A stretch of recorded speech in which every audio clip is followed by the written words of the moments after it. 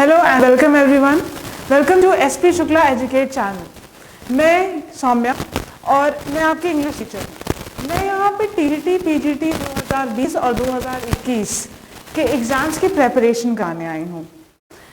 आप देख सकते हैं कि मैं यहाँ पे मैंने इंग्लिश लिखा हुआ है। मैं यहाँ पे इंग्लिश लिटरेचर और लैंग्वेज दोनों की क्लासेस लूँगी। मैं आपको दोनों ही चीज़ें पढ़ाऊँगी। तो आपने अगर सिलेबस देखा होगा टीजीटी और पीजीटी का, तो आपको अंदाज़ा होगा कि इस सिलेबस में इंग्लिश और लैंग्वेज, इंग्लिश लिटरेचर और इंग्लिश लैंग्वेज दोनों को अलग अलग डिवाइड किया गया है। अब लिटरेचर में जो पोर्शन है मैं उसके बारे में आज बात करूंगी, लैंग्वेज हम बाद में पढ़ेंगे। ओके, तो लिटरेचर, आप जब लिटरेचर में आपने सिलेबस देखा होगा तो आपने ये रियलाइज किया होगा कि इसमें फॉर्म्स ऑफ लिटरेचर पूछा गया है, वह फॉर्म्स ऑफ लिटरेचर दिया हुआ है। तो वो फॉर्म्स ऑफ लिटरेचर में आपको क्या क्या पढ़ना, आपको कैसे पता चलेगा? मैंने जब ये सिलेबस देखा और मुझे समझ में आया कि फॉर्म्स ऑफ लिटरेचर पूछा गया, तो बहुत सीधी सिंपल सी एक बात थी जो बहुत आसानी से क्लियर हो गई। मैं आपको दिखाती हूँ कैसे। ये है फॉर्म्स ऑफ लिटरेचर, फॉर्म्स या ब्रांचेस ऑफ लिटरेचर, जैसे कि पोएट्री, ड्रामा और प्रोज।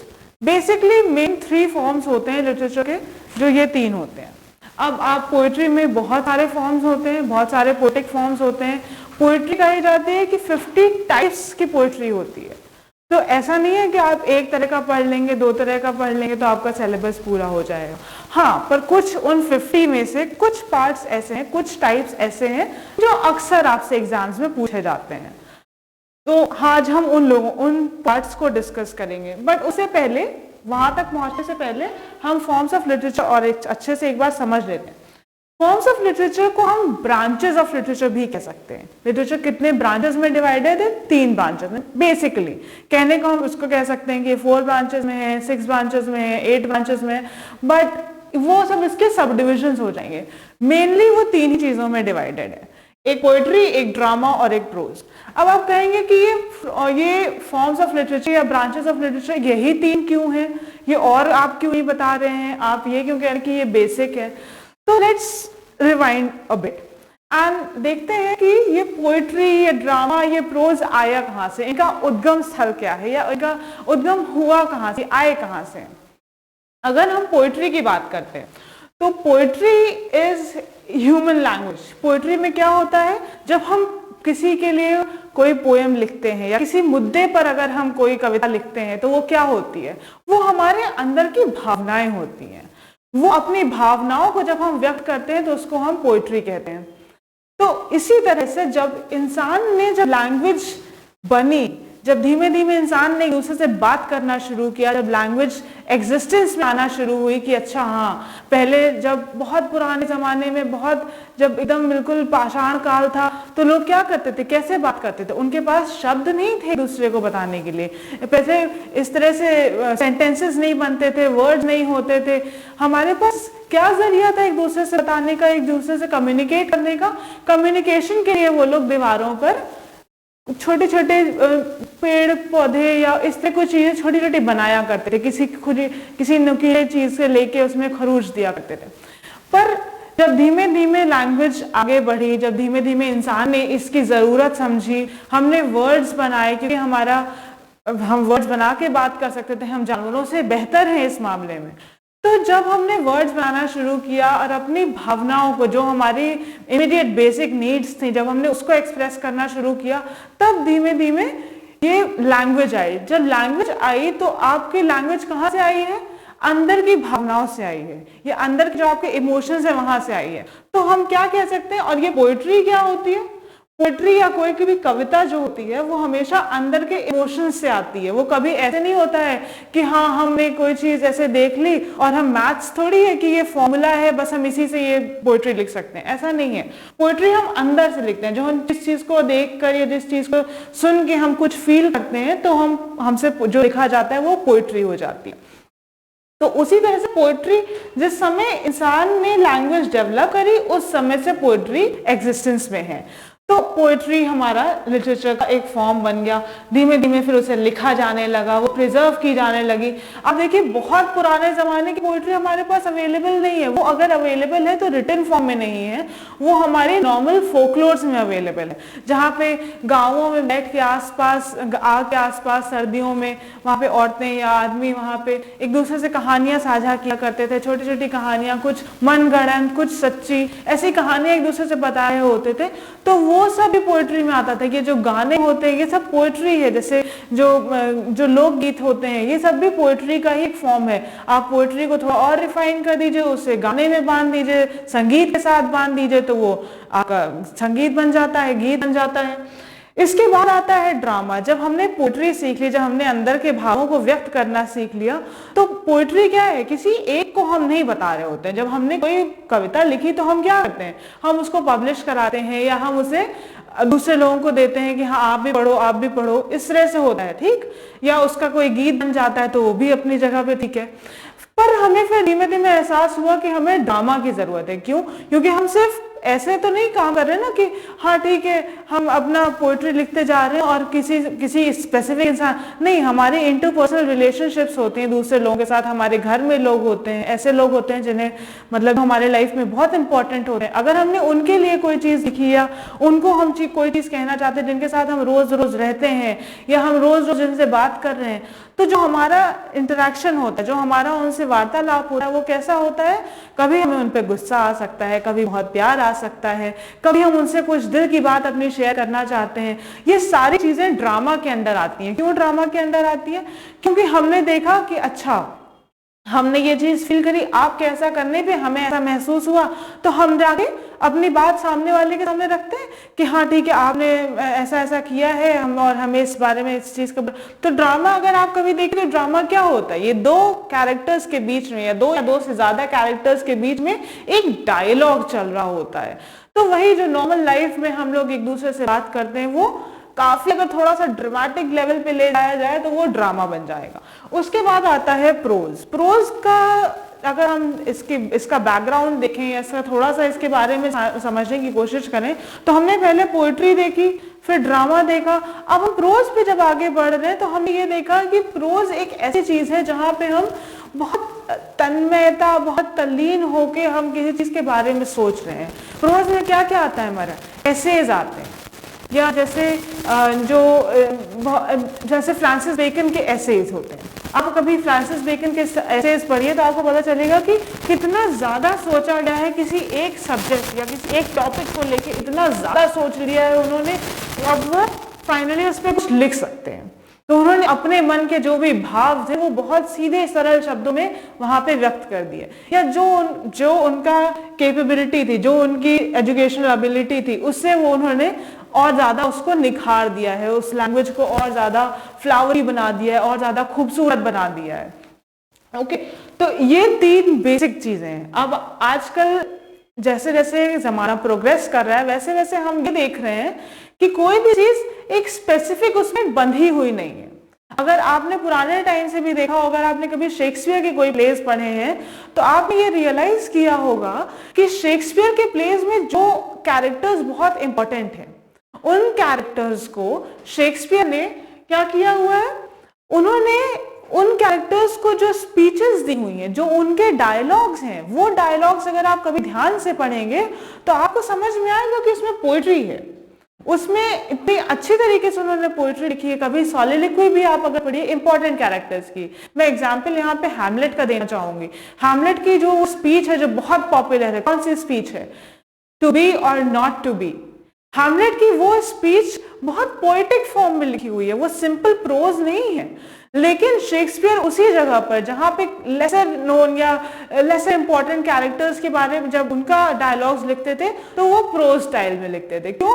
क्योंकि उनकी जो स्पीच है वो बहुत फ्लडी नहीं होगी, बहुत खूबसूरत नहीं होगी। लेकिन जो अच्छे पढ़े लिखे कैरेक्टर्स हैं उनके, अब हैमलेट क्या था, हैमलेट प्रिंस था, तो अब भाई राजा का बेटा है तो उसकी पढ़ाई लिखाई अच्छी हुई होगी, तो उसका वो जो बैकग्राउंड है वो उसकी स्पीच में झलकेगा। अब जब हमने ये समझ लिया है कि पोएट्री, ड्रामा, प्रोज ये सब कैसे आए, क्यों इनको फॉर्म्स ऑफ लिटरेचर कहा जाता है। तो चलिए पोइट्री के बारे में थोड़ा सा और पढ़ते हैं, और आज हम बहुत थोड़ा सा पढ़ेंगे पोइट्री के बारे में, तो बिल्कुल भी घबराइएगा नहीं, ये बहुत इंट्रोडक्टरी क्लास है आपके लिए। मैं इसीलिए इसको ऐसे डिजाइन किया हुआ है मैंने कि आपको इससे कोई दिक्कत नहीं होगी। अब यहाँ पे पोएटिक फॉर्म्स हैं, तो ऐसे तो मैंने आपको बताया था कि पोएटिक फॉर्म्स 50+ होते हैं, मतलब 50 से ज्यादा तरह के पोएटिक फॉर्म्स अवेलेबल हैं दुनिया में। बट आप अगर देखें तो मोटा मोटा हम उसको 15 अगर मेन आप कहें, जिसको आप अक्सर पढ़ने में आपको मिल जाता है या सुनने में मिल जाता है, वो पोएटिक फॉर्म्स 15 ही है। अगर आप उसे और कम करना चाहें तो आप उसे 8 या 10 भी कह सकते हैं, पर मैं यहाँ पे 15 लेकर आई हूँ, जिससे आपको एग्जाम के पॉइंट ऑफ व्यू से कोई दिक्कत नहीं हो। जब भी आपसे कोई राइटर की कुछ पोएम्स पूछी जाए या कुछ आपको उनके पोएटिक फॉर्म्स बताने पड़े तो आपको समझने में तकलीफ ना हो, इसलिए मैं यहाँ पर ये पोएटिक फॉर्म्स लेकर आई हूँ 15 स्पेसिफिकली। ओके, तो यहाँ पे पहला पोएटिक फॉर्म क्या है हमारा, ब्लैंक वर्स। ब्लैंक वर्स के बारे में, और इससे पहले कि मैं और आगे बढ़ूं, मैं आपसे ये बताना चाहती हूँ या ये कहना चाहती हूँ कि आप एक बार इन सारी पोएटिक फॉर्म्स को मैं जैसे जैसे पढ़ाती जा रही हूँ आप उसको समझने की कोशिश करें, प्लस साथ में आप इसके बारे में थोड़ा सा, आज का आपका थोड़ा सा होमवर्क होगा। वो होमवर्क ये होगा कि थोड़ा सा आप इनके बारे में जानें। आप एग्जाम के लिए प्रिपेयर कर रहे हैं, बट अगर आप पीजीटी के लिए प्रिपेयर कर रहे हैं तो आगे आपको जाके पढ़ाना होगा ना, तो आप इन एग्जाम्स के लिए जब प्रिपेयर कर रहे हैं तो इनको आप थोड़ा थोड़ा समझिए। सिर्फ इन पे क्वेश्चंस बेस्ड हैं, ये है वो है, वो सब चीजें अपनी जगह बहुत अच्छी हैं, वो जरूरी हैं, क्योंकि उससे हमें इस एग्जाम को क्रैक करने में हेल्प मिलेगी। पर उसके अलावा भी इन सबको थोड़ा थोड़ा सा अगर इनकी जानकारी आप अगर रखेंगे तो आपके लिए लॉन्ग रन में बहुत फायदेमंद होगा। तो अभी हम ब्लैंक वर्स के बारे में बात करते हैं। आप यहाँ देख लोगे blank verse, rhyme poetry, free verse, epic, narrative poetry, haiku, pastoral poetry, फिर हमने यहाँ लिखा है sonnet, elegies, ode, ballad, lyric poetry, limerick, soliloquy and villanelle. तो ये 15 टाइप्स ऑफ पोएट्री है, पोएटिक फॉर्म्स जिसको हम कहते हैं। अब चलिए एक एक करके धीमे धीमे सबको समझते हैं। एक चीज और, इससे पहले कि मैं आगे बढ़ जाऊं, ब्लैंक वर्स और फ्री वर्स, आप ये दो चीजें देख रहे हैं, ब्लैंक वर्स है और फ्री वर्स है। ब्लैंक वर्स और फ्री वर्स अगर मैं आपको समझाऊंगी तो थोड़ा सा आपको उसमें कंफ्यूजन हो सकता है, क्योंकि बहुत ही पॉपुलर कंफ्यूजन है ये। काफी सारे लोगों को ये कंफ्यूजन होता है कि ब्लैंक वर्स क्या होता है, फ्री वर्स क्या होता है और इसे कैसे पढ़ा जाएगा। बट आप बिल्कुल ही फिक्र मत करिए, मैं इसका भी तोड़ लेकर आई हूं आपके लिए। ब्लैंक वर्स समझते हैं पहले। ब्लैंक वर्स की एक बहुत ज्यादा खास बात क्या है, सबसे खास जो उसको फ्री वर्स से बहुत अलग बनाती है, वो ये है कि वो प्रिसाइज मीटर में लिखा जाता है। अब आप बोलेंगे कि मीटर क्या होता है।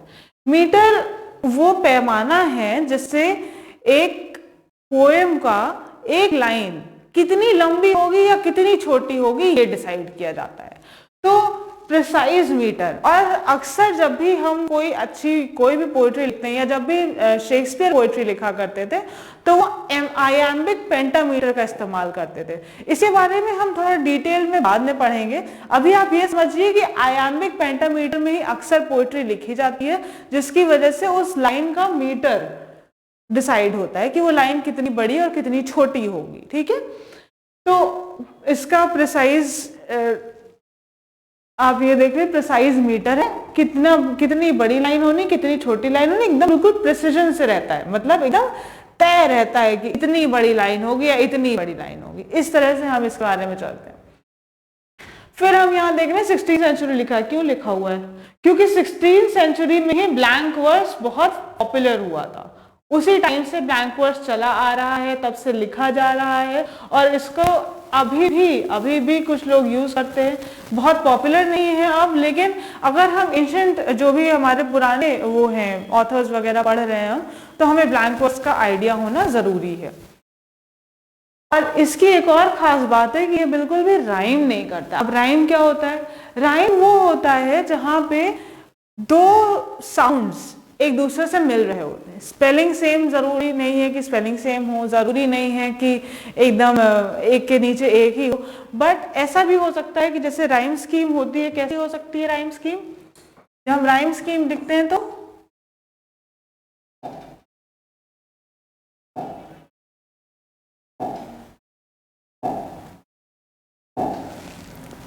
अब हमने राइम स्कीम लिखी तो कैसे होगी?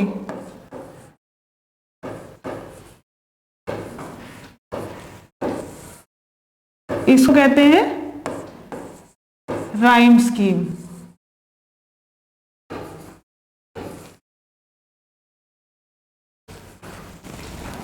ये राइम स्कीम है। राइम स्कीम कैसी होती है? Rhyme scheme A B B A, यहाँ पे आप ये देख रहे हैं, इसका मतलब क्या है? जो पहली लाइन है उसका आखिरी शब्द और जो चौथी लाइन है उसका आखिरी शब्द वो सुनने में आपको एक जैसा सुनाई पड़ेगा, ठीक?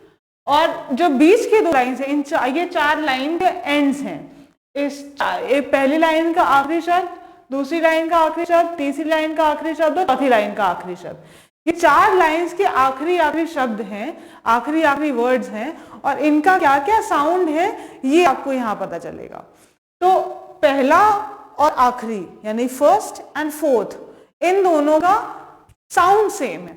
साउंड क्या होता है?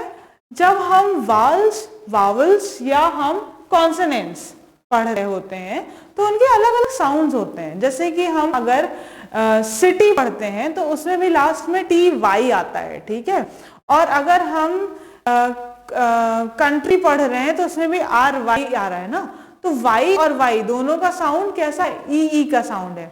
अच्छा, अगर हम कुछ और इसका एग्जाम्पल दें, अगर हम जी बोल रहे हैं तो जी जेड और ई होता है, और अगर हम सिटी बोल रहे हैं, सिटी और जी एकदम अंत में एकदम एक जैसा सुनाई पड़ रहा है, ई की आवाज आ रही है आपको, तो ये राइमिंग है। चाहे फिर वो कॉन्सोनेंट हो चाहे वावल हो, इससे फर्क नहीं पड़ता। स्पेलिंग चेंज हो सकती है, कॉन्सोनेंट वावल्स चेंज हो सकते हैं, बट आपका साउंड जो है वो इंटैक्ट होना चाहिए, वो एक जैसा होना चाहिए। तब आप समझेंगे कि हाँ ये हमारा राइमिंग है, ठीक? ओके, तो हम ये बता रहे थे कि ये जो ब्लैंक वर्ड्स है इसमें कोई राइमिंग नहीं होती है। आप इसमें ऐसे नहीं पाएंगे कि एक लाइन के बाद जो दूसरी लाइन है या चौथी लाइन है उसमें आपको कुछ एक जैसे साउंड्स मिल रहे हैं। इसका आपको एग्जाम्पल चाहिए तो बहुत अच्छे एग्जाम्पल्स हमारे पास अवेलेबल हैं, और ये एग्जाम्पल्स आप बहुत आसानी से एक्सेस भी कर सकते हैं। ये जॉन मिल्टन का पैराडाइज हो गया, या विलियम वर्ड्सवर्थ की Tintern Abbey. Okay, William Wordsworth की टिंटन एबी से मुझे याद आया, आज मैं आपके लिए एक ट्रिविया लेकर आई हूँ, लिटरेचर ट्रिविया, जो कि मैं आपको क्लास के एंड में बताऊंगी, तो स्टे ट्यून्ड। जॉन मिल्टन की paradise lost and William Wordsworth की टिंटन एबी, ये दोनों पोएम्स आपको ब्लैंक वर्ड्स में मिलेंगी। अगर आपको, और आपका होमवर्क ये है कि आप इन दोनों को थोड़ा सा एक बार एक सरसरी निगाह इसमें डाल के आइए कि कैसी पोएम्स हैं, ये किस तरह से लिखी हुई हैं।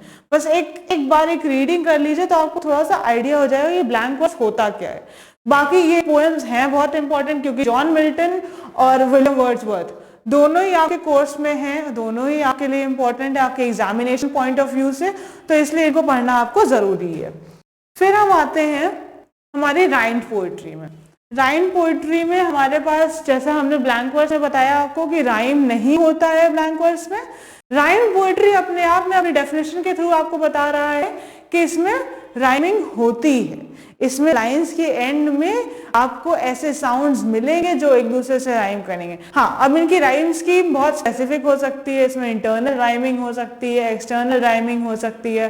हो सकता है कि इसमें जो हमने स्कीम बताई था आपको ABBA, ये बहुत ही पॉपुलर स्कीम है ABBA। हो सकता है कि ये राइम स्कीम नहीं भी यूज हो सकता है कि राइम स्कीम ये यूज हुई हो, बट ये तब भी राइम स्कीम है। ये दोनों ही राइम स्कीम है, डिफरेंट राइम स्कीम्स हैं बट राइम स्कीम्स हैं, और आप इसको आराम से आप समझ जाएंगे अगर आपने थोड़ा सा ध्यान दिया उसके साउंड्स पे, कि जो भी लाइन के एंड में जो साउंड आ रहा है वो साउंड यहाँ पर और फर्स्ट लाइन में और आखिरी लाइन में एक जैसा है, कि पहली 2 लाइन्स में एक जैसा है कि पहली और तीसरी लाइन में एक जैसा है, ये आपको खूब अच्छे से समझ में आ जाएगा आप अगर थोड़ा सा ध्यान देके वो पोएम पढ़ेंगे। अब यहाँ पे एग्जाम्पल के तौर पे मैंने लिया सबसे अच्छा और सबसे क्लासिक एग्जाम्पल राइम पोएट्री का अगर कोई है तो वो रॉबर्ट फ्रॉस्ट की stopping by woods on a snowing evening है।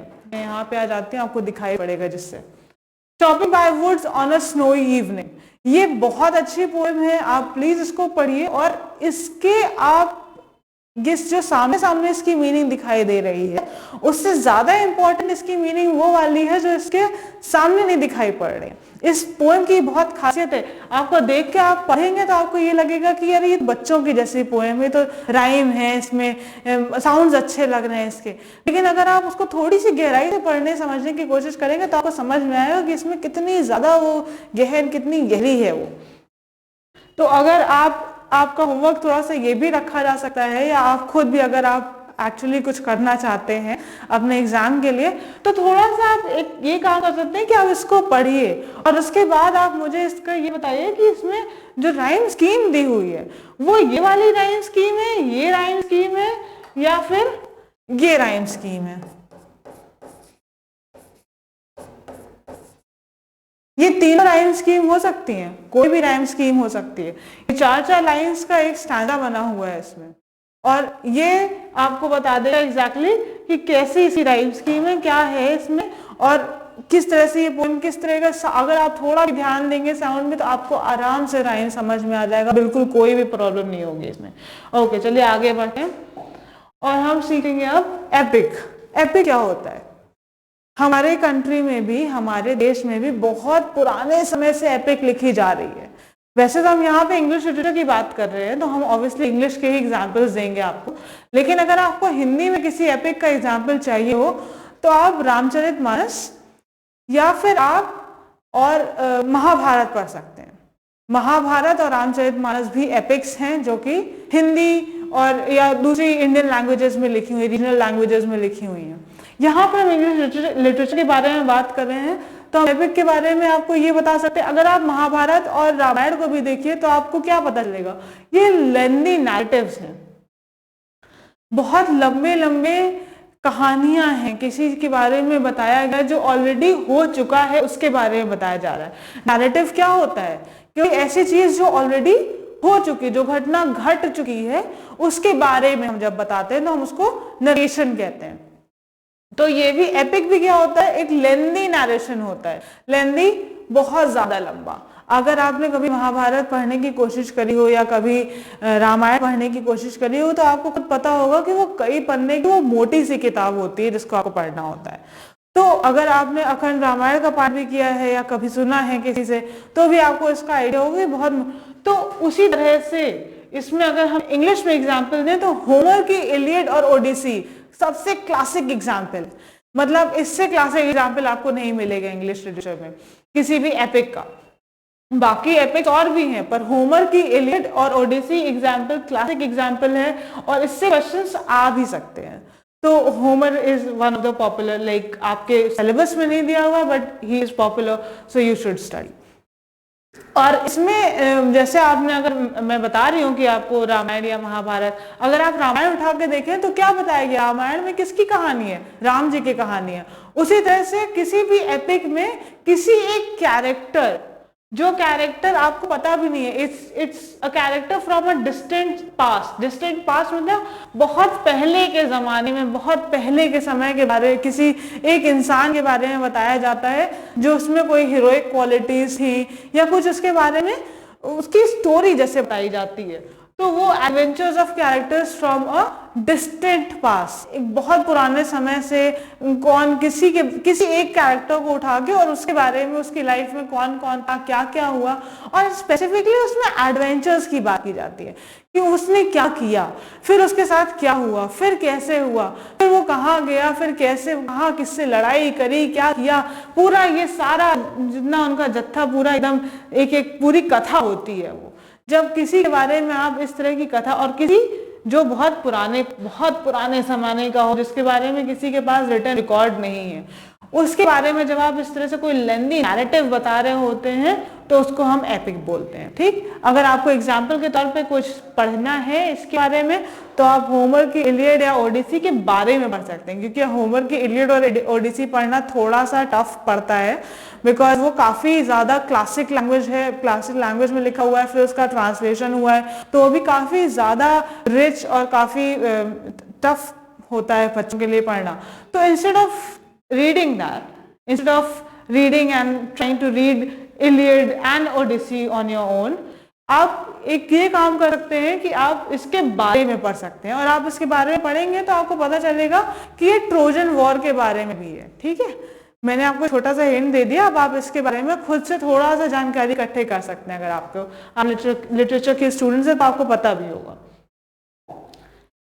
फिर हम आते हैं यहाँ पे फ्री वर्स के बारे में। हमने ब्लैंक वर्स से फ्री वर्स को कंपेयर किया था। यहाँ पे आप देख रहे हैं कि no rhyme scheme, no metrical pattern, no musical form, इसमें से कुछ भी नहीं होता है। यहाँ पे कोई राइम स्कीम नहीं होगी, जैसे कि मैंने बताया था कि उसमें राइम स्कीम नहीं होती है, ब्लैंक वर्स में कोई राइम स्कीम नहीं होती, उसी तरह से फ्री वर्स में भी कोई राइम स्कीम नहीं होती, इसीलिए कंफ्यूजन होता है। और नो मेट्रिकल पैटर्न, ये जो डिफरेंस है इसका मेट्रिकल पैटर्न ना होने का और ब्लैंक वर्स में मेट्रिकल पैटर्न की बहुत ज्यादा उपयोगिता और बहुत ज्यादा उसमें इंपॉर्टेंस होने का, ये डिफरेंस इन दोनों को एक दूसरे से बहुत अलग कर देता है। तो फ्री वर्स और ब्लैंक वर्स में बेसिक डिफरेंस जो है वो ये है कि उसमें मेट्रिकल पैटर्न बहुत इंपॉर्टेंट है और इसमें मेट्रिकल पैटर्न इंपॉर्टेंट नहीं है, होता ही नहीं है। इंपॉर्टेंट की तो बात छोड़िए, होता ही नहीं है। प्लस अगर मेट्रिकल पैटर्न नहीं होगा तो एक बात आपको खुद समझ में आ रही होगी कि इसमें म्यूजिकल फॉर्म नहीं हो सकता, क्योंकि इसमें राइम नहीं है, मेट्रिकल पैटर्न नहीं है, तो म्यूजिकल फॉर्म कहाँ से होगी? म्यूजिक के लिए हमें क्या चाहिए? एक जैसे साउंड चाहिए, जो रेपिटेटिव एक जैसे साउंड होते हैं उसको म्यूजिक कहा जाता है, जो कानों को अच्छा लगे वो म्यूजिक है। लेकिन यहाँ पे राइम है ही नहीं, मेट्रिकल पैटर्न है ही नहीं, तो म्यूजिक हो ही नहीं सकता है। इसके लिए अगर आपको अच्छा एग्जाम्पल कोई चाहिए तो Robert Graves is one of the important writers, और इनके बारे में हम थोड़ा बहुत पढ़ेंगे भी अभी आगे, आज नहीं किसी और दिन, पर हम जैसे जैसे आगे बढ़ते जाएंगे हम इनके बारे में भी पढ़ेंगे। One of the writers that we will study. तो इनकी ये फ्री वर्स करके पोएम, अगर आपको थोड़ा भी इंटरेस्ट आ रहा है फ्री वर्स में तो आप इनकी ये पोएम जाके चेक कर सकते हैं, आपको इसके बारे में वहां पे मिल जाएगा कैसी पोएम। एक बार आप इस पोएम का स्ट्रक्चर देख लेंगे तो आपको खुद समझ में आएगा कि मैं क्या कह रही हूँ जब मैं ये कहती हूँ कि इसमें कोई मेट्रिकल पैटर्न नहीं है। मैंने क्या बताया था, मीटर क्या होता है? मेट्रिकल पैटर्न मीटर से आया। उस लाइन की लेंथ बड़ी छोटी कितनी बड़ी है, कांस्टेंट रह रही है, बड़ी छोटी हो रही है, ये ब्लैंक वर्स में बहुत प्रिसाइज होता है। आपको पता होता है कि लाइन इतनी बड़ी तो होगी, और अगर इतनी बड़ी से स्टार्ट है तो फिर ये होना चाहिए, फिर ये होना चाहिए, फिर ये होना चाहिए। यहाँ पर ऐसा कुछ नहीं है। यहाँ पे एक लाइन में 2 वर्ड्स भी हो सकते हैं, एक लाइन में 10 वर्ड भी हो सकते हैं। ये फ्री वर्स है। ठीक, okay, now let's move on to the next, and this is narrative poetry. Narrative poetry आपको क्या बताती है? मैंने बताया था नारेशन। नारेशन एपिक में मैंने बताया था आपको कि एपिक पोएट्री जो होती है वहां पे आपको नैरेटिव दिया जाता है किसी एक ऐसे इंसान के बारे में जिसके बारे में कोई रिटन रिकॉर्ड नहीं है, या ऐसे टाइम पे हुआ या ऐसे टाइम पे उसके बारे में जो ऑलमोस्ट एक लेजेंड टाइप का है, एक ऐसा कैरेक्टर है जिसको ना कभी किसी ने देखा है सच्चाई में, ना किसी ने रियलिटी में उसको कभी अपने घर बुलाया है। तो ऐसा इंसान नहीं है जिसके बारे में, जैसे अगर आप अपने ऐसे दादा या ऐसे परबाबा के बारे में भी सुनते होंगे तो आपको पता होगा ना कि हाँ उनसे रिलेटेड कुछ कहानियां आपको पता है। ये ऐसे इंसान के बारे में एपिक होती है जो उसके बारे में आपको कुछ नहीं पता होता है, सिर्फ उसके बारे में स्टोरीज आपके पास अवेलेबल होती हैं। तो उसके बारे में हमने ये बताया कि वो नैरेटिव होता है, लेंदी नैरेटिव। एपिक क्या होता है? लेंदी नैरेटिव होता है ना। नैरेटिव के बारे में थोड़ा सा मैं और एक्सप्लेन करना चाहूंगी। नैरेटिव बेसिकली एक स्टोरी बताता है। नैरेटिव एक ऑलरेडी हो चुकी घटना के बारे में आपको वो डिस्क्राइब जैसा करता है कि अच्छा पहले ये हुआ था। और ये डिस्क्रिप्शन जो होता है किसी भी घटना का, ये एक स्टेप वाइज प्रोसेस होता है। आप ये नहीं बता सकते कि जैसे किसी मूवी के बारे में अगर हम बात करें और आपको आपके फ्रेंड ने बोला कि हाँ हमें मूवी की ये स्टोरी बताओ, इस वाली मूवी की तुमने तो देखा हुआ है, तो आप कैसे बताएंगे? आप शुरुआत से बताएंगे ना, आप ये थोड़ी कहेंगे कि हाँ फिर उन लोगों की शादी हो गई, वो लोग खुशी खुशी रहने लगे। आप यहाँ से शुरू करेंगे कि हाँ उनके पेरेंट्स थे, फिर उनके पेरेंट्स में कुछ दुश्मनी थी, फिर उसके बाद वो साथ में मिले, फिर उन लोगों ने भी सोचा डिसाइड किया कि उनको शादी करनी है, बट उनके पेरेंट्स अग्री नहीं कर रहे थे, साथ नहीं दे रहे थे उन लोगों का। और इस तरह से धीमे धीमे करके ये स्टोरी आगे बढ़ेगी ना, कि पहले ये हुआ, फिर ये हुआ, फिर आगे बढ़े, फिर जो है उन लोगों में लड़ाई हुई नहीं हुई, कैसे क्या हुआ, तब फिर एंड में जाके अगर हैप्पी एंडिंग है तो हाँ उनकी शादी हो गई और हैप्पी एंडिंग हो गई। बट अगर आप इस तरह से नहीं पढ़ेंगे तो वो नैरेटिव नहीं हुआ, फिर वो आपको कोई मजा नहीं आएगा कहानी सुनाने में। तो नैरेटिव जो पोएट्री होती है वो हमेशा एक स्टोरी सुनाती है, और स्टोरी सुनाने का एक तरीका होता है कि आप शुरू से अंत की तरफ बढ़ते हैं आगे। Okay, alright. इसका अगर आपको एग्जाम्पल चाहिए तो H.W. लॉन्गफेलो की the midnight ride of Paul Revere पढ़ सकते हैं आप, या उससे ज्यादा अच्छा एग्जाम्पल जो मैं आपको मतलब जो मैं प्रेफर करूंगी पढ़ना, वो होगी rime of the ancient mariner by S.C. Coleridge, Samuel Taylor Coleridge. Samuel Taylor Coleridge, H.W. Longfellow, ये दोनों ही इंपॉर्टेंट राइटर्स हैं आपके कोर्स के लिए।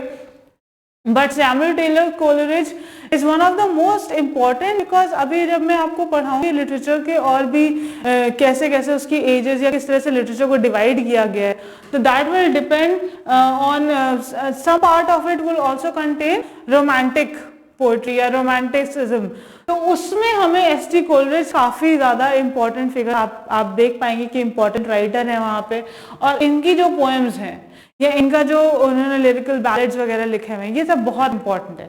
तो आप राइम ऑफ द एंशिएंट मैरिडम पढ़िए, इसमें से क्वेश्चंस डेफिनेटली आते हैं और पहले भी आए हैं, तो इन सबको पढ़ना आपके लिए इंपॉर्टेंट है। प्लस अब हमने क्या क्या कवर किया है, लेट्स जस्ट रिवाइंड वंस।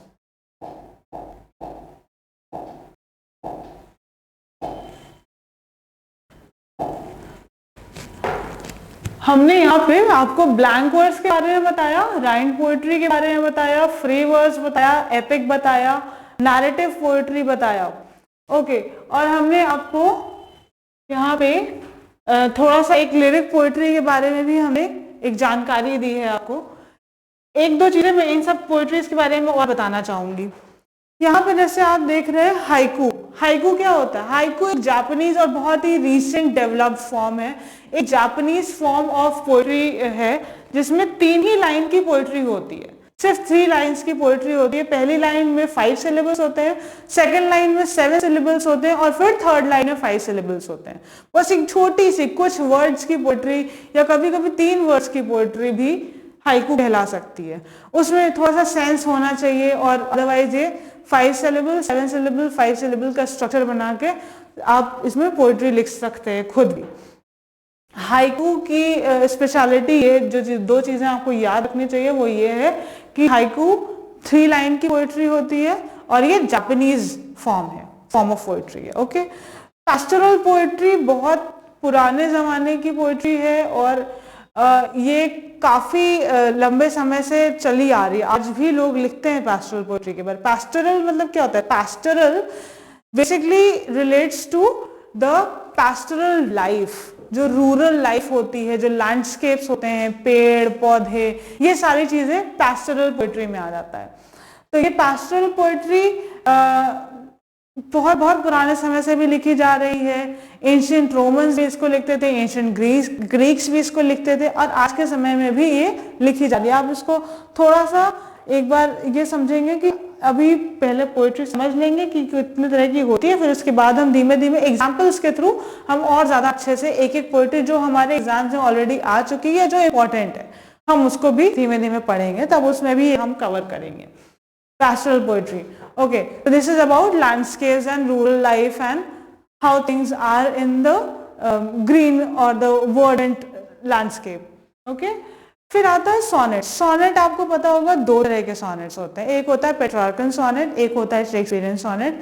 जब हम सोनेट्स को स्पेसिफिकली पढ़ रहे होंगे, जैसे शेक्सपियर ने 135 सोनेट्स लिखे हैं, जिसमें से 114 सॉनेट्स एक डार्क लेडी के लिए लिखे हैं। ये मिस्टीरियस डार्क लेडी है जिसके बारे में किसी को नहीं पता कि एग्जैक्टली कौन थी ये, कौन शेक्सपियर की क्या लगती थी या कैसे वो रिलेशन में थे, क्या था, किसी को नहीं पता। लेकिन 114 आउट ऑफ 135 सॉनेट्स शेक्सपियर ने उस डार्क लेडी के लिखे हैं। तो सॉनेट बेसिकली क्या होता है, 14 लाइन की पोएट्री होती है। 14 लाइन की पोएट्री, इसकी राइम स्कीम बहुत डिफरेंट हो सकती है depending on the kind of sonnet it is. अगर ये शेक्सपियरियन सॉनेट है तो अलग तरह की इसकी राइम स्कीम होगी। अगर ये पेट्रार्कन सॉनेट है तो इसकी राइम स्कीम बहुत डिफरेंट होगी। ओके, तो ये डिपेंड करता है, कभी कभी 8 और 6 लाइंस की बनती है तो वो डिफरेंट हो जाती है, कभी कभी 12 लाइंस की, फिर 2 लाइंस की होती है तो वो डिफरेंट हो जाती है। But that is how it is कि सोनेट आपका बेसिक 14 लाइन की पोएट्री होती है, ये मेन पार्ट है इसका सोनेट का। फिर होती है एलेजीज। एलेजीज क्या होती है, ऐसी पोएट्री होती है जिसमें किसी के बारे में कुछ बताया जा रहा होता है प्लस दुख व्यक्त किया जा रहा होता है, जैसे किसी के गुजर जाने का दुख। किसी के गुजर जाने का दुख बेसिकली एलेजीज से बताया जाता है। तो अगर आप पोएट्री में ऐसा कुछ दिखा रहे हैं जहाँ पे आपके, और पोएट्री मैंने बताया था ये आपके बहुत ही अंदर से आती है, अंदर के इमोशन से आती है। तो एलेजीज किसी के गुजर जाने पे कितना ज्यादा दुख हुआ, और ओ कैप्टन माय कैप्टन इसका एक अच्छा एग्जाम्पल है कि आप एक बार आप पढ़िए वॉल्ट व्हिटमैन की ओ कैप्टन माय कैप्टन, तब आपको समझ में आया कि एलेजीज एग्जैक्टली किस तरह की होती हैं, कितना उसमें दुख हो सकता है, या उसमें कभी कभी रिडेम्पशन और कॉन्सोलेशन के भी थीम्स होती हैं। जैसे कि किसी ने कोई प्राइज नहीं जीता या ऐसी कोई चीज थी जो उनकी लाइफ की सबसे इंपॉर्टेंट चीज थी। फॉर एग्जाम्पल कोई ऐसा इंसान था जिनकी लवर की शादी किसी और से हो गई, ठीक, तो वो अब उसमें कॉन्सोलेशन, अगर वो उस चीज का दुख मना रहे हैं तो कहीं ना कहीं दुख मनाते मनाते फिर आपके मन में ये भी चीज आ जाती है ना कि आप एकदम अपने आप को ही कंसोल कर रहे हैं। तो जो कॉन्सोलेशन वाली बात होती है, अपने आप को आप सांत्वना देने लगते हैं कि हाँ ठीक है, जो भी हुआ वो उनको अच्छे से रहेंगी, ये वाली जो फीलिंग आती है ये भी एलेजीज में आ सकती है। ये थीम भी आपको एलेजीज में देखने को मिल सकती है। बट इसका काफी अच्छा एग्जाम्पल आपको शेक्सपियर, आपको इसका वॉल्ट व्हिटमैन का ओ कैप्टन माय कैप्टन में देखने को मिलेगा। ओके, फिर आता है ओड। ओड काफी हद तक एलेजी की तरह होता है, लेकिन इसमें जरूरी नहीं कि आप दुख व्यक्त कर रहे हो, वो भी ऐसे इंसान के लिए या इंसान हो भी वो हो सकता है कि आप किसी जीवित या मृत वस्तु के लिए, आप किसी मृत वस्तु के लिए भी ओड लिख सकते हैं। या ऐसा अगर आप ओड लिख रहे होते हैं जरूरी नहीं कि वो इंसान खत्म हो गया तभी आप ओड लिख रहे हैं, ठीक है। ओड में आप उसके बारे में काफी अच्छे से डिस्क्राइब कर रहे होते हैं, आप बता रहे होते हैं कि क्या कैसे उनके बारे में था या क्या हुआ, और वो काफी डिस्क्रिप्टिव होता है। लेकिन नैरेटिव तो स्टोरी बताता है, जो ओड है वो काफी डिस्क्रिप्टिव होता है इन द सेंस कि वो आपको उस समय की चीजें, उसमें क्या क्या है, एक जब हम नैरेटिव बता रहे होते हैं तो क्या कर रहे होते हैं, ये इवेंट हुआ स्टेप 2, फिर ये इवेंट हुआ स्टेप 3, फिर ये इवेंट हुआ। जब हम डिस्क्रिप्टिव चीजें बता रहे होते हैं तो हम क्या बता रहे होते हैं कि हाँ एक चीज वो टाइम के मामले में एकदम स्थिर है। जैसे अगर हम किसी एक चीज को डिस्क्राइब कर रहे हैं तो हम क्या बता रहे हैं, अगर फॉर एग्जाम्पल अगर हम इस बोर्ड पर डिस्क्राइब कर रहे हैं तो हम डिस्क्राइब ऐसे करेंगे ना कि हाँ इसमें ये लिखा हुआ था, ये ग्रीन कलर का था, इसमें व्हाइट कलर से लिखा हुआ था। वो टाइम के मामले में स्थिर है, हमें उसमें स्टेप्स नहीं देखने, लेकिन हम उसकी प्रॉपर्टीज बता रहे होते हैं। तो ओड में बेसिकली ये होता है कि आप उसकी प्रॉपर्टीज बता रहे होते हैं। और जैसे इसका एक काफी अच्छा एग्जाम्पल जॉन कीट्स का odd on a Grecian earn भी है। फिर हम बैलेड की बात करते हैं। बैलेड्स में क्या आता है, बैलेड्स बहुत ही म्यूजिकल फॉर्म ऑफ पोएट्री है। तो जब हम बैलेड लिखते हैं तो या बैलेड हम पढ़ते हैं तो हम ये देखते हैं कि किसी एक चीज के बारे में डिस्क्राइब किया गया है, पर काफी ज्यादा लिरिकल और काफी म्यूजिकल फॉर्म में उसको डिस्क्राइब किया गया। और यूजुअली ये भी एडवेंचर्स ही दिखाता है कि आपके एडवेंचर्स क्या रहे हैं। फिर आता है हमारा लिरिक पोएट्री। आपको लिरिक्स से खुद ही समझ में आ रहा होगा कि लिरिक पोएट्री है क्या। लिरिकल पोएट्री, लिरिक पोएट्री वो पोएट्री होती है जिसमें आपके राइम स्कीम बहुत अच्छी होती है, जो आपके मीटर्स होते हैं वो इस तरह से लिखे हुए होते हैं कि आप उसको गाने के फॉर्म में भी आप उसको चेंज कर सकते हैं, बहुत आसानी से वो उसके गाने वगैरह भी बन सकते हैं। तो ये लिरिकल पोएट्री होती है। लिरिकल, अगर हम इसके थोड़ा सा इसके बैकग्राउंड में जाके देखें तो लिरिक वर्ड कहाँ से आया है? लिरिक वर्ड या लिरिकल पोएट्री बहुत पुराने समय से पॉपुलर है और ये एक सडन बर्स्ट ऑफ इमोशन में लिखी जाती है। ठीक, इसको लिखने के लिए आपको बहुत ज्यादा सोचना नहीं पड़ता है। इसलिए कि कोई आप जैसे कभी आपने खुद एक्सपीरियंस किया होगा, आप सिचुएशनल सॉन्ग्स गा रहे हैं, कैसे होता है वो कि आपने अचानक कोई सिचुएशन आपके सामने आई और आपने उसके बारे में कुछ गाना बना के गाना शुरू कर दिया, तो ये हंसी की बात भी हो जाती। लेकिन वही सडन इमोशन, जब आप एक पोइट्री थोड़ा सा उसको थोड़ा सा आप इतने रिफाइंड हो, आपकी लैंग्वेज इतनी रिफाइंड हो, तो आप उसको जब लयबद्ध करें किसी चीज को, किसी अपने सेंटेंस को, तो अपने आप पोइट्री का फॉर्म लेता चला जाए। और वो ज्यादा बड़ी, लिरिकल पोएट्री की एक खासियत ये होती है कि बहुत बड़ी नहीं होती है, ये छोटी होती है, थोड़ी सी कंसाइज होती है। बट लिरिकल पोएट्री की सबसे बड़ी खासियत ये है कि वो सॉन्ग के फॉर्म में होती है, आपको सुन के वो कानों को अच्छी लगेगी, वो मेलोडियस होती है, लिरिकल पोएट्री मेलोडियस होती है। तो ये हमें लिरिकल पोएट्री के बारे में एक जो बात मैं आपको बताना चाह रही थी वो ये है कि बहुत पुराने जमाने से ये पॉपुलर है। ये पुराने इंग्लिश कोर्ट्स में भी ये बहुत पॉपुलर हुआ करती थी। तो जो कोर्ट्स में जब कोई गाना होता था या कोई परफॉर्म करने आता था, तो एक बहुत पुराना म्यूजिकल इंस्ट्रूमेंट है जिसको कहते हैं लायर। लायर की स्पेलिंग है LYRE। अब आप देख रहे हैं कि लायर और लिरिक कैसे एक दूसरे से जुड़े हुए हैं। वो जब लायर बजाया जाता था तो उस लायर के बजाए जाने में बहुत प्यारा सा साउंड निकलता था, और वो जो साउंड निकलता था उससे जब आप मैच करके कोई पोइट्री बोलते थे या पोइट्री जब बोली जाती थी, जो कोर्ट पोएट्स होते थे जब वो पोइट्री बोलते थे, तो वो सडन पोइट्री होती थी, वो सिचुएशनल पोइट्री होती थी कि राजा ने बोल दिया कि हाँ मेरा पोइट्री सुनने का मन है, तो जो भी वहाँ का पोएट है, जो कोर्ट का पोएट है, वो वहाँ पे थोड़ा सा सोच के वो स्टार्ट हो जाता था, या वो खुद अभी कुछ अच्छा अगर उसने कंपोज किया है तो वो आके राजा को लिरिकल पोएट्री सुनाता था। और ये तब परफॉर्म होती थी जब वहाँ पे लायर वहाँ पे बज रहा होता था। तो लायर से वो बन गया लिरिकल। ओके, ये हो गया आपका लिरिक पोएट्री। फिर आता है आपका लिमरिक। लिमरिक क्या होता है? लिमरिक यूजुअली बहुत ही छोटे सी पिटी सी टेल होती है, जिसको मतलब ऐसा है कि बस हाँ ठीक है ये हमने इतनी छोटी सी, लेकिन उसकी खास बात ये होती है कि वो थोड़ी सी फनी हो सकती है। लिमरिक आजकल यूजुअली इसीलिए यूज ही किया जाता है कि वो फनी होता है। ठीक, और आप कभी आपने अगर किसी अमेरिकन शो में देखा हो या किसी भी आपने टीवी शो में देखा हो, अगर आप इंग्लिश शोज देखते हैं तो आपको पता होगा कि वो लोग लिमरिक्स की बात कर रहे होते हैं, और जब लिमरिक्स की बात कर रहे होते हैं तो छोटी स्टोरी बताई जाती है जो कि काफी फनी हो जाती है। ओके, और फिर आती है हमारी सॉलिलॉक्वी। सॉलिलॉक्वी आप बेसिकली पोएम की तरह नहीं देख सकते।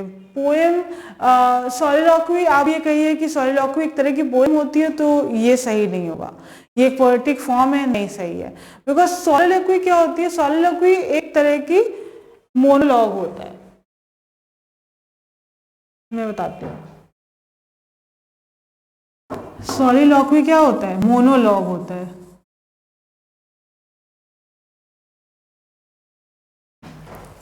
अब जब हम मोनोलॉग कहते हैं तो मोनोलॉग का मतलब क्या होता है? मोनो मतलब होता है सिंगल यानी कि वन, और लॉग मतलब होता है वर्ड्स।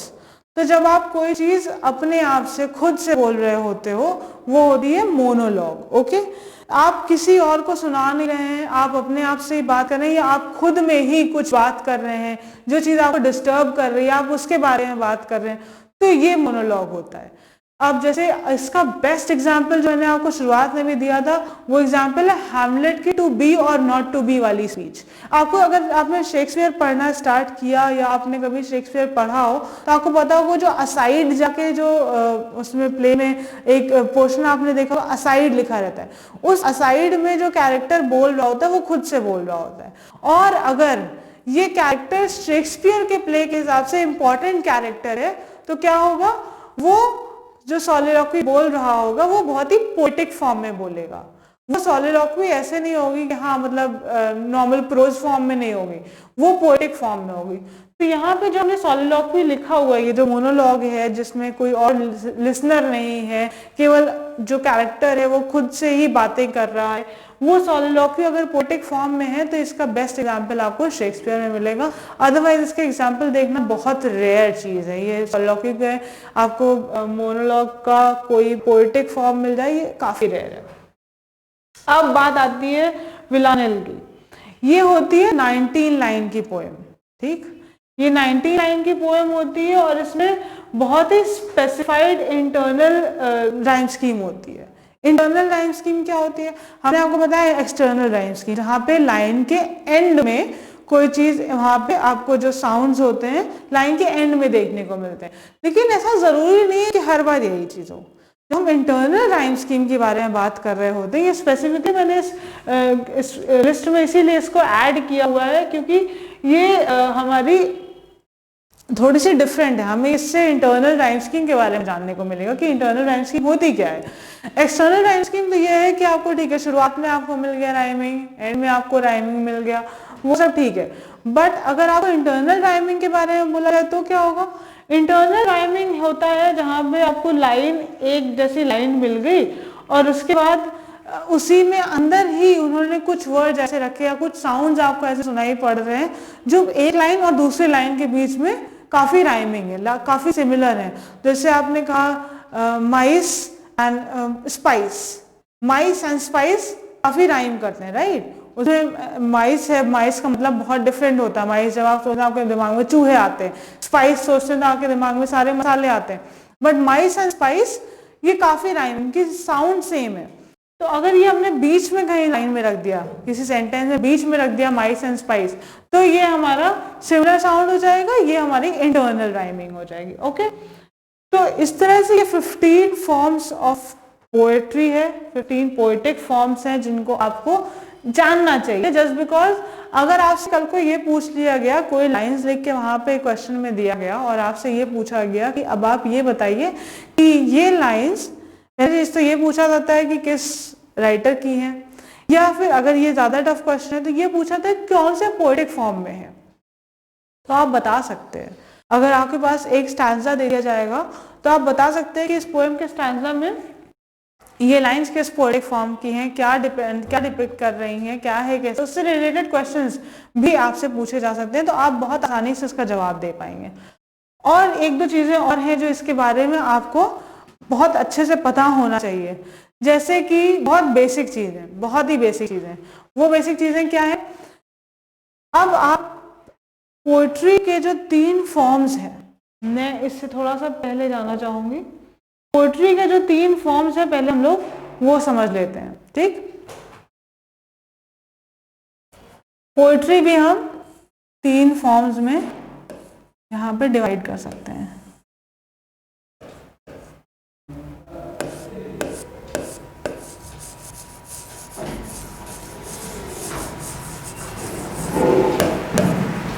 एक होती है नैरेटिव पोएट्री, एक होती है डिस्क्रिप्टिव पोएट्री,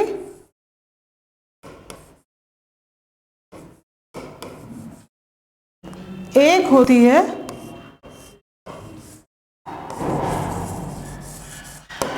लिरिकल पोएट्री। अब अगर मैंने आपको ये जितने भी नैरेटिव, डिस्क्रिप्टिव और लिरिकल मैंने ये जो बताया है, अगर आपने ये लिस्ट देखी होगी तो आप इसमें, अगर आपने समझा है इसको अच्छे से, तो आप आराम से बता सकते हैं कि मैं किस वाली पोएट्री को नैरेटिव कह सकती हूँ, किस वाली को डिस्क्रिप्टिव कह सकती हूँ और किस वाली को लिरिकल कह सकते हैं। अब इस लिस्ट में अगर हमें डिसाइड करना हो तो हम कैसे डिसाइड करेंगे कि डिस्क्रिप्टिव कौन कौन सी होगी? जो ब्लैंक वर्ड्स है ये हमारी डिस्क्रिप्टिव हो सकती है क्योंकि इसमें राइम नहीं है, तो ये हो जाएगी डिस्क्रिप्टिव। फिर आता है हमारा राइम्ड पोएट्री। अब क्या है इसमें राइम है, तो ये कैसी हो जाएगी? ये हल्का सा म्यूजिकल क्वालिटी होगी इसमें, तो ये कैसी बन गई हमारी? ये बन गई हमारी लिरिकल पोएट्री, ठीक है। फिर हम देखते हैं फ्री वर्स। हमारा फ्री वर्स हमने क्या बताया था? कोई राइम नहीं है, कोई म्यूजिकल क्वालिटी नहीं है, तो फ्री वर्स कैसी हो जाएगी? यूजुअली डिस्क्रिप्टिव पोएट्री होगी। नैरेटिव पोएट्री अलग तरीके से मूव करती है। एपिक कैसी है? ये हमारी नैरेटिव पोएट्री है, नैरेटिव पोएट्री आप समझ ही रहे हैं कि नैरेटिव होगी, ऑब्वियसली नैरेटिव कहा जा रहा है तो नैरेटिव ही है। हाइकू कैसी हो सकती है? हाइकू कैसी भी हो सकती है, हाइकू का कोई इंपॉर्टेंट वो नहीं कि डिस्क्रिप्टिव ही होगी कि ये लिरिकल ही होगी। यूजुअली क्या होता है हाइकू में, क्योंकि सिलेबल्स का ध्यान दिया जाता है तो यूजुअली हाइकू हमारी लिरिकल हो जाती है, बट जरूरी नहीं है कि ये हर बार लिरिकल ही हो। पैस्टोरल पोएट्री, क्योंकि हम यहाँ पे फार्मर्स के बारे में बात कर रहे होते हैं, यहाँ पे हम रूरल लाइफ के बारे में बात कर रहे होते हैं, तो वहाँ पे गाना इम्पोर्टेंट है उनके लिए, उनके फोकलोर्स इम्पोर्टेंट है, तो इसलिए इसको पैस्टोरल पोएट्री को यूजुअली हम लिरिकल पोएट्री के उसमें डाल देते हैं, बट जरूरी नहीं है कि लिरिकल ही हो हर बार। सोनेट हमारा काफी लिरिकल होता है, और ये 14 लाइन्स का जो इनकी राइम स्कीम ये वो, इस सब से अगर आप कभी इसको चेक करते हैं, हेलो, इससे अगर कभी आप इसको नोटिस करेंगे तो आपको पता चलेगा कि ये सोनेट अगर है तो ये लिरिकल ही है।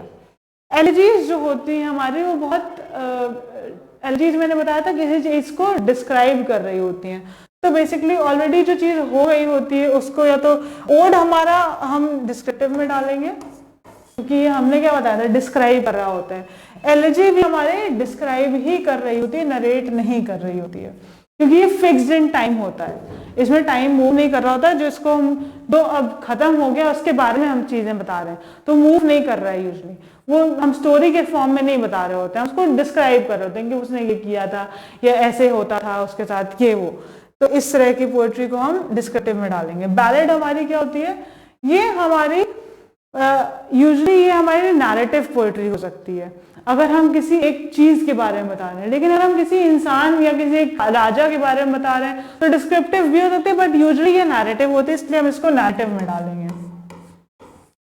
फिर आती है लिरिक पोएट्री, आपको पता ही है ये लिरिकल में ही जाएगी। फिर आती है लिमेरिक, लिमेरिक भी काफी लिरिकल होती है, तो हम इसको लिरिकल में ही डालेंगे, क्योंकि इसकी खास बात ये होती है कि जो शॉर्ट टेल होती है, ये जो इम्पोर्टेंट इसका एस्पेक्ट है वो ये है कि ये जो हल्का सा इसमें राइमिंग होती है, जैसे सुनने में आपको ये मजेदार लगेगी, सुनने में आपको थोड़ी सी म्यूजिकल क्वालिटी की समझ में आएगी। फिर सॉलिलॉक्वी जो होती है वो मोनोलॉग होता है, तो मोनोलॉग या आप कभी खुद से बात करते हैं तो आप उसमें लिरिकल नहीं हो सकते हैं, आप उसमें नैरेटिव भी हो सकते हैं, आप डिस्क्रिप्टिव भी हो सकते हैं, बट यूजुअली इसमें देखा गया है कि ये डिस्क्रिप्टिव होती है, किसी एक सिचुएशन को उठा लिया जाता है और उसके बारे में आप क्या फील कर रहे हैं ये सारी चीजें सॉलिलॉक्वी में बताई जाती हैं। फिर आती है विलानेल, तो ये हमारी काफी लिरिकल हो जाती है, बिकॉज इसमें बहुत एक स्पेसिफिक राइम स्कीम ली जाती है, एक स्पेसिफिक वो मीटर लिए जाते हैं कि हाँ ये लाइन इतनी बड़ी होगी, इतने सिलेबल्स की होगी, इतना होगा, तो ये वाली विलानेल हमारी फिर से लिरिकल हो जाती है। तो आप देख रहे हैं कि जो मैंने अभी आपको एक्सप्लेन किया कि पोएट्री नैरेटिव, डिस्क्रिप्टिव और लिरिकल हो सकती है, तो ये हमने यहाँ पे आपको अपनी 15 पोएटिक फॉर्म्स में हमने ये डिस्क्राइब कर दिया कि कौन सी लिरिकल हो सकती है, कौन सी डिस्क्रिप्टिव होती है, कौन सी नैरेटिव हो सकती है। This was the class for today. I hope आपको ये पोएट्री वाला पोर्शन अच्छे से समझ में आया होगा, आपको समझ में आया होगा कि 15 फॉर्म्स, पोएटिक फॉर्म्स क्या क्या होते हैं और इनका कहाँ कहाँ पे क्या क्या एग्जाम्पल है, कौन से इंपॉर्टेंट इनके राइटर्स रहे हैं, और इसके बारे में ऑब्वियसली हम बहुत डिटेल में बात करेंगे। तो भी बहुत इंट्रोडक्टरी क्लास थी आपको सिर्फ समझाने के लिए कि पोएट्री, ड्रामा, प्रोज कैसे आया एग्जिस्टेंस में।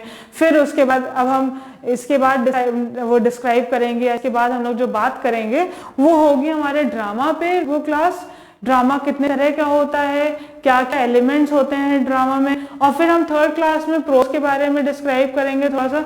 उसके बाद हम क्वेश्चंस उठा के और फिर हम देखेंगे कि कौन से राइटर ने किस में क्या चीज लिखी है। ये हम धीमे धीमे इस तरह से क्लास का स्ट्रक्चर रहेगा और इस तरह से हम पढ़ाएंगे, ठीक है। तो आज के लिए इतना ही। Thank you everyone, thank you for joining us here, see you again soon.